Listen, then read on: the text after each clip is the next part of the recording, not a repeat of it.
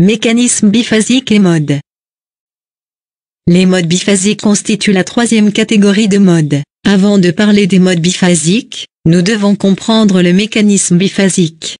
Les cycles mécaniques, la base de l'IPPV, peuvent être générés de deux façons, par un mécanisme classique ou par un mécanisme biphasique. Mécanisme classique. Ce mécanisme classique a été décrit dans le module concept du système du ventilateur. En résumé, le ventilateur ouvre la valve inspiratoire et ferme la valve expiratoire pendant l'inspiration pour augmenter la pression des voies aériennes. Pendant l'expiration, le ventilateur ferme la valve inspiratoire et ouvre la valve expiratoire pour diminuer la pression des voies aériennes. Les deux valves se comportent ainsi de manière opposée. Cependant, ce mécanisme ne peut pas générer de PEP. Un mécanisme spécial de génération de PEP doit être ajouté. En fin d'expiration, la PEP souhaitée est générée par l'interaction entre le débit expiratoire en baisse, l'administration d'un débit de base constant et la régulation de la valve expiratoire pour un niveau de résistance approprié. Ce mécanisme est parfois appelé valve d'expiration active. Mécanisme biphasique. Le mécanisme biphasique est une extension du mécanisme de génération de PEP. Vous pouvez trouver un réglage de PEP dans tous les modes de ventilation. Faisons un exercice, réglez la PEP sur 5 cm, H2O. Attendez 4 secondes. Augmentez la PEP à 20 cm, H2O. Attendez 2 secondes. Répétez les étapes ci-dessus dans l'ordre.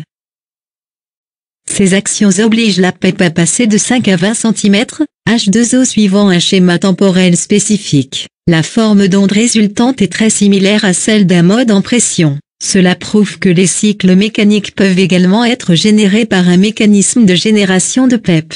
Dans ce cas, le changement de PEP est un mécanisme biphasique. En mode biphasique, le changement de PEP est automatisé. Pour ce faire, 4 réglages spécifiques sont nécessaires: PEP haute, PEP basse, durée PEP haute, durée PEP basse. Au départ, le mécanisme biphasique était appliqué aux ventilateurs non invasifs. Ainsi, la PEP haute et la PEP basse sont parfois appelées pression inspiratoire positive des voies aériennes, IPA, et pression expiratoire positive des voies aériennes, EDPA.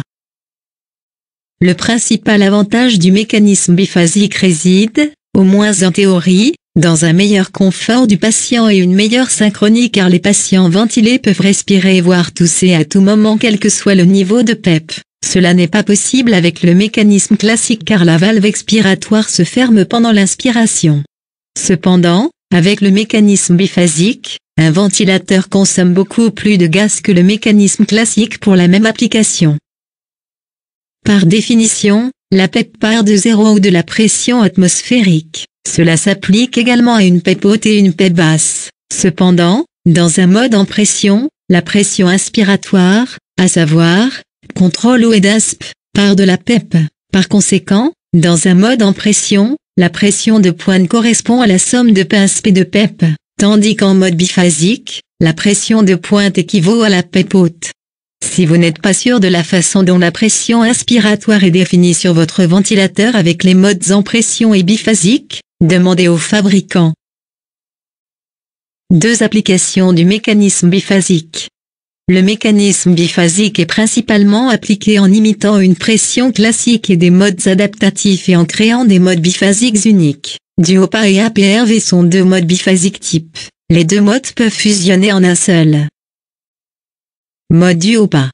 Le mode DUOPA est également connu sous le nom de mode BIPA. Dans ce mode, la PEP passe automatiquement d'un niveau de PEP défini à un autre suivant un schéma temporel spécifique. Le patient peut respirer librement quel que soit le niveau, avec ou sans aide inspiratoire. Ce mode sert de plateforme flexible pour ceux qui veulent imiter les modes classiques, par exemple, le mode pression CMV.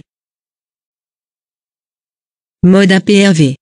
APRV signifie ventilation assistée à pression positive variable. Il est indiqué chez les patients actifs ayant besoin d'une pression inspiratoire élevée préoccupante. Les réglages types du mode APRV comportent une durée de PEP haute longue, qui sert de référence pour les cycles spontanés du patient, et une durée de PEP basse très courte, favorisant l'élimination du dioxyde de carbone. L'avantage perçu est d'éviter une pression de pointe excessive des voies aériennes, tout en maintenant une ventilation adéquate dans le traitement des patients souffrant d'un SDRA sévère. Les inconvénients évoqués sont un éventuel volotraumatisme, ainsi qu'un travail respiratoire et une dépense d'énergie supplémentaire.